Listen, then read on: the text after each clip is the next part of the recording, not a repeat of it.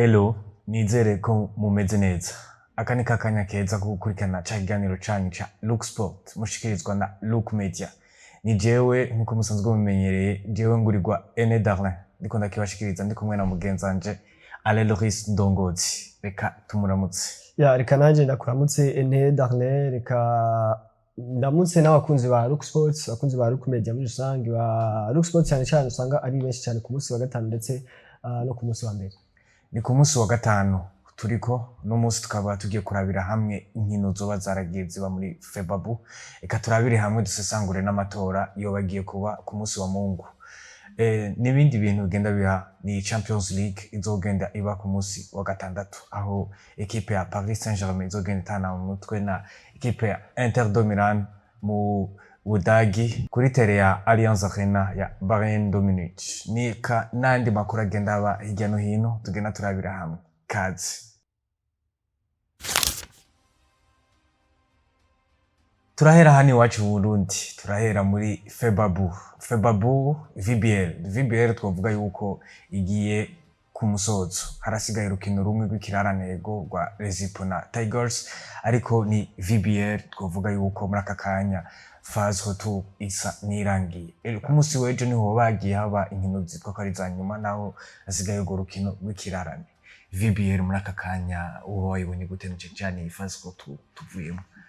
Nibaza ko ni VBL aje kuba ibamo ibintu byinshi cyane, haba muri phase ari mu ntango ya championnat canke muri phase retour saison hino muri rusange saison higirire yose. Nibaza ko ni VBL yatanguye hari amategeko mashasha atandukanye n'amategeko yahora mu mwaka wahera. Urabona ko ni VBL yatanguje amategeko avuga ko abayitranje bagabanuka, atanguje amategeko avuga ko abayitranje baje muri tere baba bakeya par rapport ku mwaka wahera batatu gusa. Ni mu gihe mu mwaka weze nta delimitation yari, nivuga ngo ufise batanu bashiramo bose muri terrain. Ni byaje ko bivuga ko amajambo menshi, ingingo zitandukanye. Urabona ko ni muri rusange umuntu avuga ko ni VBL ivyabaye byose twishize hamwe muri rusange. Naza ko ni saison higirire ya VBL yagenze neza, habaye mu defo dutandukanye, inkino zisiba kubera imvura. Twaje ko tubona abakinyi bashasha abarundi bakina mu bitandukanye, bivuga ko ni yangingo yaje kubifasha itari bike. Twaje ko tubona abakinyi bashasha abarundi baronka imigwi itandukanye mu bwa Rezipo, abitwa ba PDD, abitwa ba Bebeto ku mwaka wahera. Ubona ko umwanya wari mutoya, abitwa ba Mando muri Tigers. Ubona ko mu mwaka wahera muri Rezipo naho nyine umwanya utari kirenga. Twari tubona abakinyi benshi abarundi baronka umwanya munini cyane mu runani, tubona abana bashasha ariko baraza. Nibaza ko muri rusange ni VBL yabaye réussite muri saison higirire, imbere ko turindira ino phase retour. Ariko nkuko tubize nta vyama vyera ngo de harabaye tungono bavuga yuko habayeho n'ibihano byo byagiye bikora ku migwi imwe n'ijya niri. Nta vyama vyera ngo de navuze mva harabaye imvura yasibije ibintu bitandukanye. Abakunzi b'inkino bakidoga ati uno munsi turayishe tuzoza tsuye kuturiye urukino rukurikira. Harabaye ku detesta arbitre ama decision arbitrale, harabaye ingeso zitaniza mu kibuga ko eje kubivuga kugwana entre les joueurs ama staff, harabaye impari zitandukanye. Dinamo urunani rwitwara Dinamo ukica kibarenza abayitranje biza ataco bivuyemwo, birasubira biraba urunani ruritwara. Urabona ko ni VBL yaje kwa iba mu bintu byinshi byiza na bibi, ariko naza ko muri rusange ko nabivuze byiza n'ibyo byinshi. Naza ko ni réussite kuri VBL. No musari komite ya Febabu naza ko yakoze uko bishoboye najyaye kure yahereza ikiringo cabo. Nta byama byera ngo de abakunzi b'inkino bashaka kwama banezerewe imisi yose. Naza ko rero ni cyo nyene yabaye VBL iri muri rusange iri top. Rivalite y'imigwi itanu muri top 5 igwanira kuja muri top 4. Ubona ko yabaye muri VBL ari nziza cyane muri rusange.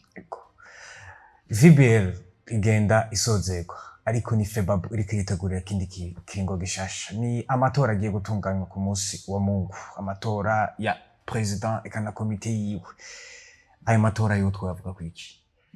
Bonaza ko ni tourna ikomeye cyane muri development ya basketball mu Burundi. No musa tugeze ni basketball mu Burundi iri kwiratera imbere ku rugero runini gose, iri kwirava aho yari ija hejuru. Ivyo nyine twaya kwishimira abatwe Febabu mu misi aba ino komite iri kwirahera. Barafise ibyo bakoze n'abantu bagiyeho uno musi muri parent yarime niko muvuga. Abantu batowe ariko baremeye bavuga ati reka tugende haje. Baje gufata Febabu mu gihe harimo induru nyinshi cyane. Uwayehoza yirongoye agiye bamwidogera ibintu byinshi bijyanye n'amafaranga n'ibiki na komite yose irahaba. Nuvuga ngo uwitwa uno mu president wa FEBABU uno munsi aje kubaheza nuvuga ngo yaje kuba afata FEBABU mu gihe kitari cyoroshye ariko nibaza ko uwo twobimushimira ibyo yaje kubakora nta byamavyera ngo twabivuze ariko nibaza ko nawe nyine yabaye site uno munsi muri basketball muri twaraje kubona ibintu twaratubona ku ntwaro yiwe twaje kuba tubona equipe nationale y'abana badakwiza imyaka 16 baje hanze bagatwara ibikombe twaraje kubona tubona equipe nationale y'abigeme isokera igihugu inyuma y'imyaka irenga 10 itari irakina ama match international nibyo byose n'ibintu byaje kuba biba muri ku ntwaro yiwe ku ntwaro ibyo byose abishimira naza ko uno munsi komite iri kirasohoka hariho byinshi byo kwishimira cyane gose uno munsi komite iri kwiraza uno munsi basketball nayiko ndabivuga ifise tugeze muri etape yo gutera imbere kundi rugero tuje kude ni equipe ni VBA mu Burundi uno munsi imigwe mu Burundi naza ko hano mu karere ni imwe mu mahiganwa akomeye cyane VBA hano muri EAC hano muri Regional uno munsi turacakeneye ibintu byinshi abantu baravuga ibibuga baravuga ibiki ariko naza ko si ikibuga gusa hari ibindi bintu byinshi cyane bikenewe muri basketball hari yindi mbono dukeneye kubona basketball ntituyibone kuri terrain gusa ntituyibone kuko basketball ni ibintu byinshi irimo udandaji irimo commerce irimo marketing irimo ibintu byinshi cyane uno munsi president w'imigwi barashira amahera yabo mu migwi atebwo uno munsi twaje kuvuga VBA raheze tugiye gutanga playoff tumaze kubona amarokitima ariko arakorwa n'imigwi itandukanye twamaze kubona urunani rusinyisha Patrick Magri n'amafaranga menshi nubwo utabuyaza urabona ati umukinyi yakinye bar equipe yiwe iracarimo muri equipe 8 zigiye gukina finale ya bar Afrique du Sud Kriol mugareme arava hari araza gukina mu runani ucubona ko n'amafaranga menshi ni William Perry avuye muri AS Vido Dakar nivyo barabaye elimine muri bar ariko kuza muri dina mu runani n'amafaranga menshi aribonekeza uno munsi waje ko bazana umumenyereza w'umuzungu Inaki Garci yamaze kwamenyereza urunani mu mwaka wa hera uno munsi aje kubagaruka ayo si n'amafaranga bako investiteur bwo uno munsi muri dina mu bagarukanye witwa Generation umumenyereza wo mu Faransa n'amafaranga menshi gose aje kuba ahabwa ntuyaze mugabo ucuvyibwira wenyine naza ko arakenewe kugira ngo aba president avuga ati amafaranga turiko turinvestisa foko natwe haba ikintu tukayagaruza nubwo batagaruza totalite mugabo avuga ati hariho feedback turinvestisa si ko investisa gusa nibyo barakunda ibintu mugabo iyo bariko barinvestisa nyine barakeneye feedback entre amwe azasahiriza ku buryo babashizemo imbere yuko dushika ko ariko aritoza novuga yuko umuntu yoraba eske mu president agiye kuza ubu ubona niki nk'umujournaliste sportif ubona habereye iki akwiye kwitwara gute niki kintu gishasha yozana cyane nk'icyo bafana wa basket canke imigwi yoba igikenera nico ndabivuze mu kanya mbaza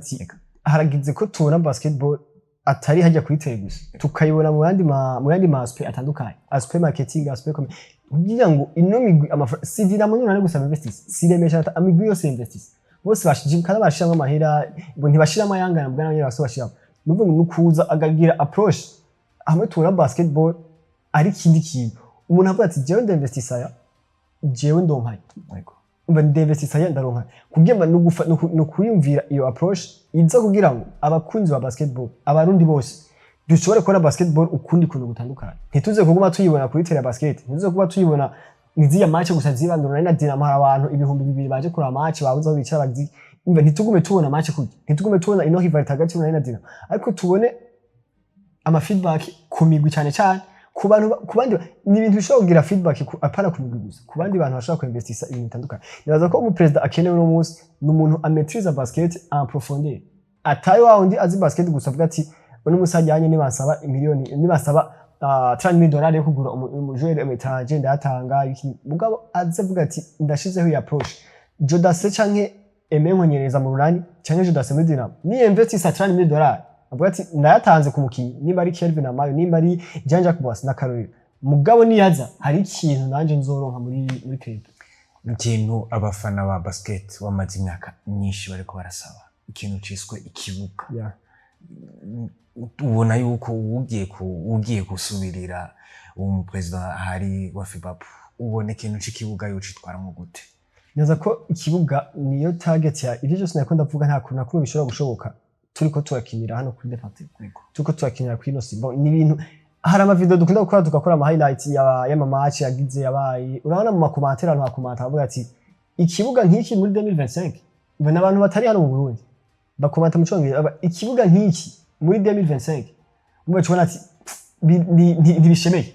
uno musaje ko mbona umukuru w'igihugu avuga ati ibintu ntibimeze neza nawe nyine narabibonye yaje kuba byivuga avuga ati iki kibuga turiko turakinirako aba bana bariko bakinira ahantu hatameze neza reka turabye tubigira rero nibaza ko ikibuga ni target ya mbere ni target ya mbere eske dukeneye ikibuga tuzoshika turonka ca kibuga nyene kimwe bijya tubona mu Rwanda bijya tubona muri Afrika tubona muri Senegal novuga sico bikenewe ntakenewe arena muri aka kanya mugabo harakenewe ikibuga gikwiza ama condition novuga yaba hasi yaba umuntu ashobora kwicara premièrement naho imvura yogwa umuntu ashobora kubandanya araburukino kubera novuga yuko kimwe mu bintu bihombesha FEBABU kuraba match ukazobona imvura iraguye n'abafana bagaca basubira gutaha bakagaruka bari handi ntibihombesha FEBABU bihombesha abakunzi ba basketball n'isura ya FEBABU image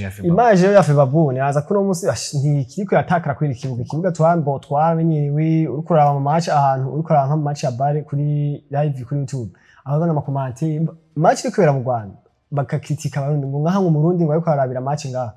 ngo yibaza ko ari mu paradise n'amakritika twamaze kumenyera mugabo ikibuga ni mental ni point focal naite ni point focal kugira ngo basketball ishobore gutera imbere mu Burundi bya bindi byose bizoshoboka kubona basketball kundi marketing n'ibiki dufise ikibuga dukinira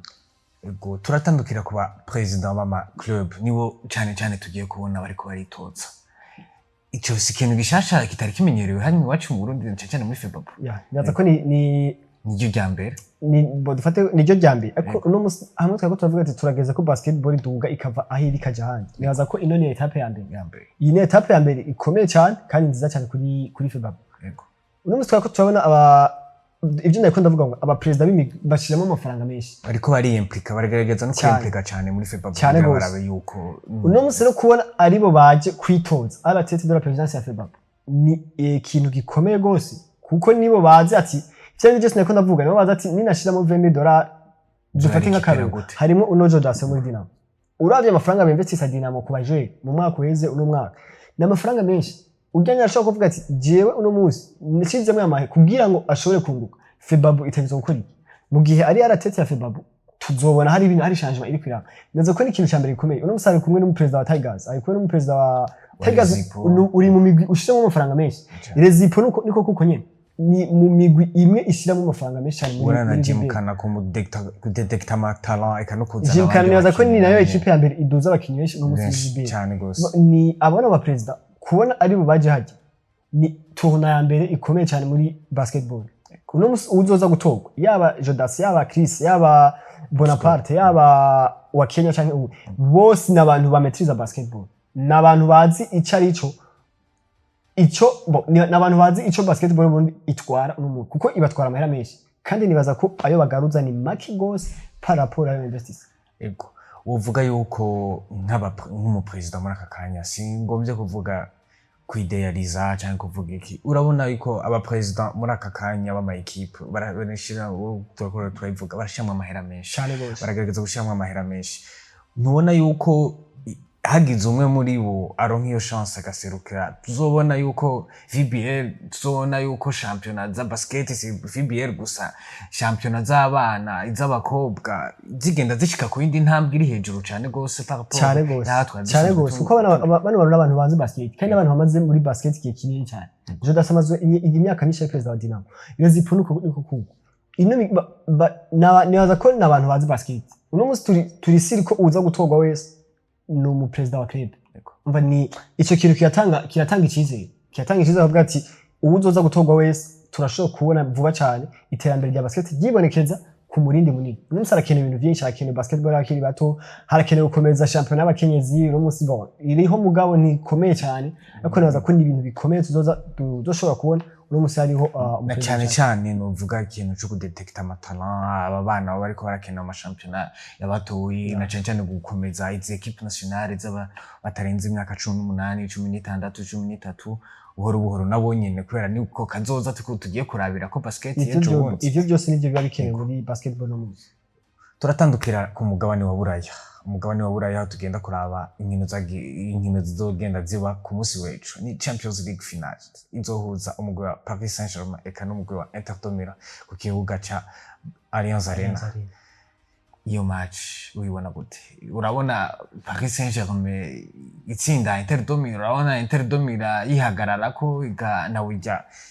ihomvye ibikombe bibiri Coupe d'Italie eka Serie A na la Scudetto ubigenda gute nibaza ko uno munsi ni match igoye gose kugira ku Great Team uno munsi ni Paris Saint-Germain yatakaje finale ya Champions League hari muri 2020 ndibaza batsindwa n'umugwa Bayern Munich Inter de Milan gutakaza finale ya Champions League muri 2023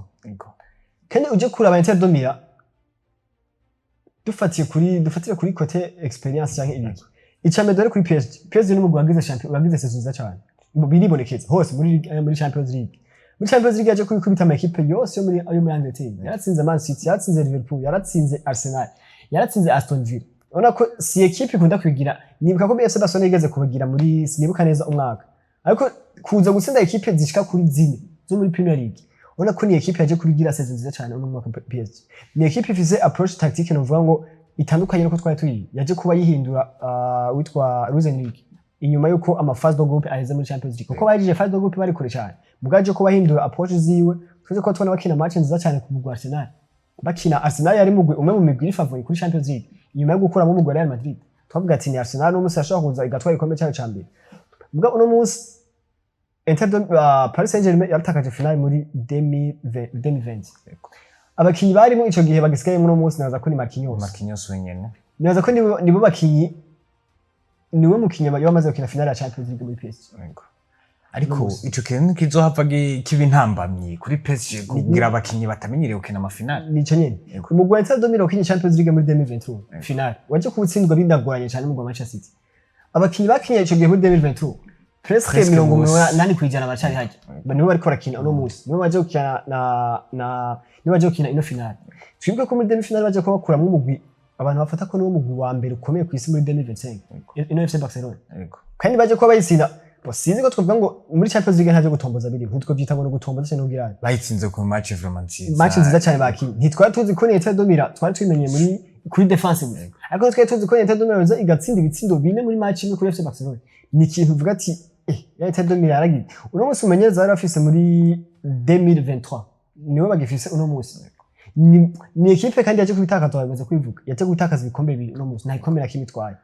est-ce que côté experience niyo ndiko naraba ko cyane Paris Saint-Germain irashobora kuba bati kuri côté experience kuri côté si no kuri côté experience novuga Paris Saint-Germain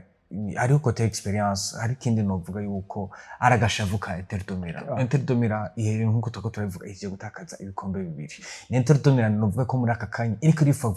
kuri focusinga cyane gose kuri Champions League kurusha ibi bikombe novuga yuko hari n'ama statistique agenda avuga yuko kuri Allianz Arena ariho ama equipe menshi agenda twara igikombe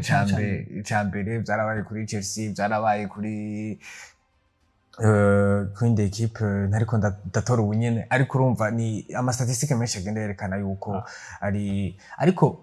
Paris Saint-Germain ifise umucoach novuga yuko amenyereye Champions League amaze no kwitwara Luis Enrique yitwaye ari kumwe na Barca 2015-2016 ariko twibuke equipe yarafise kiyagiye yafise equipe ya mbere tuvuga attaque ya mbere ku isi yose ariko novuga yuko ariyo nakandi kariganga muhogo novuga yuko afise novuga akandi ka experience kagiye kurenza ko experience arifise kwero ugiye kubona ko ngene Luis Enrique yubatse i Paris Saint-Germain kandi mu mwanya muto Kylian Mbappé yavuye mwavuga yuko yaba ari karanaba yuko Paris Saint-Germain yaba yari karaba statistique z'ama equipe atwara Champions League atari guma muri Paris Saint-Germain ariko ubona yuko Paris Saint-Germain ari favori muri aka kanya tuko turavuga yuko ni 50-50 ni 50-50 muri aka kanya nta muntu yovuga yuko ari favori ari equipe iri favori gusumba iyindi novuga yuko ari Paris Saint-Germain na inyene muri aka kanya ihagaze neza cyane gose na burya nta mvune ifise muri aka kanya abakinyi bose bari fit Dembele muri aka kanya novuga yuko ari yo sura ari image ya Paris Saint-Germain ikomeye novuga naho nyene ko si aramutse atwaye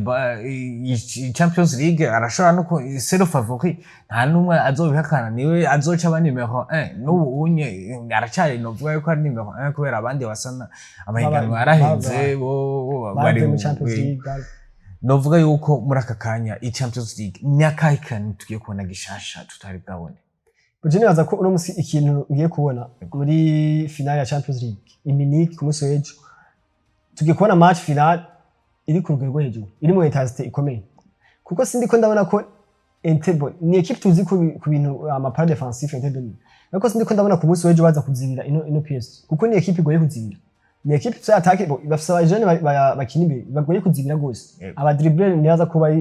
bari top cyane harufise Varakera Desire Doué canke Barcola Dembele ni equipe igoye kuzibira uno musenga ndiko ndabona uno mugwa wa PSG ico ndiko ndabona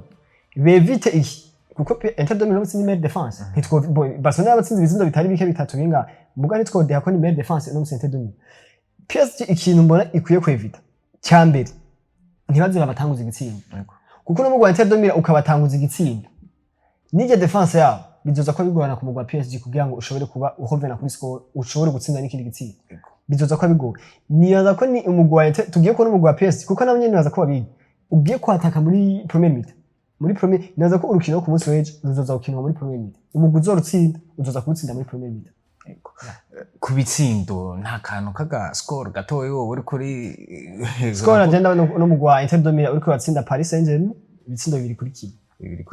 ni ibitsindo bibiri kuri kimwe nkuko mugenzanje abivuza rero Loris tugiye kurangiriza ko tubifuriza kugira na weekend nziza kubera na weekend igende irimo imirimo myinshi igiye itandukanye y'aba sportif y'aba mu manza hirya no hino